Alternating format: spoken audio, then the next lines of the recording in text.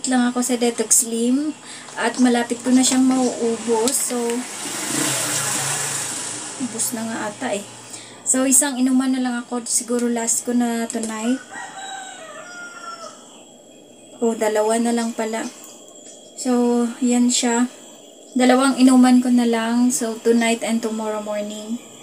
And, masasabi ko na effective naman siya. And, syempre, nakadepende pa din yan siya sa ano ng katawan natin.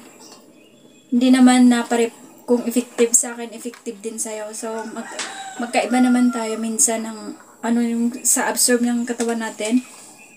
So, dito sa akin ay naging effective siya at nagbawas naman talaga yung timbang ko, nawala yung mga kabilbilan ko.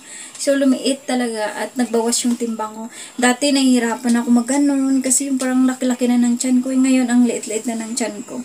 So, dyan ko siya nakikita na effective to sa akin. So, i-rate ko siya dito na totally 10 but siguro out of 10, 9. So, effective siya sa akin ang Detox Slim.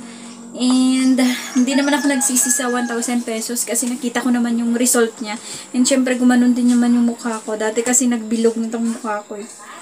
Kaya, naging okay siya sa akin dahil sa nag-fit naman ako. So, ayan, sa mga gustong mag-try nito, and syempre, nag-LBM ka, siguro part ng detox yan sa body mo, and syempre, nilalabas mo yung dumi doon. And dinadaan niya sa pagtatae. So, nagtatae ako. Siguro, hindi ko ma-sure kung dito yon or sa mga kinakain ko din na mga ulam. Pero, nagtatae ako. And ngunit, natapwat subalit, iniinuman ko siya ng mga tulad ng loperamide. Kasi, lagi ako dito sa tindahan and hindi pwedeng tayo ako ng tae.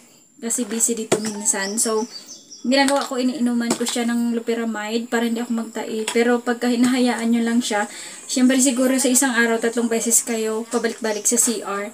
And, depende siguro sa akin yun ang naging epekto. Mayroon din akong slimming coffee before, pero matigas yung tae ko noon. Sorry sa mga kumakain dyan na nakakapanood nitong video ko, sorry.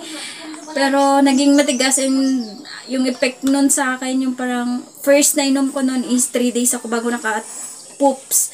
And, after nun, everyday na siya. So, naging normal. Pero, hindi siya basa. Hindi tulad dito na yung parang sabog. Yung parang ganon. So, effective siya and maganda naman siya. Lime flavor.